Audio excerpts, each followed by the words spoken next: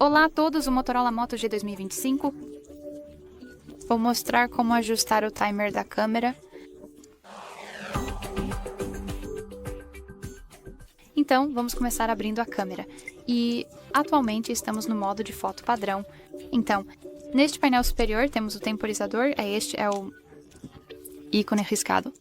Então, vamos tocar nele, né? Há 3 opções: desligado, 10 e 3 segundos de atraso.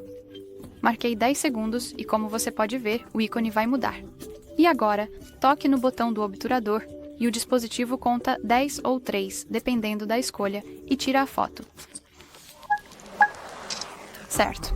Claro, você pode desligá-lo, basta tocar no temporizador, tocar neste ícone riscado, e a partir de agora, seu dispositivo tirará fotos logo após tocar no botão do obturador. Certo, então isso é tudo, muito obrigado por assistir, espero que este vídeo tenha sido útil, e se foi, por favor, aperte o botão de inscrever-se e deixe um like.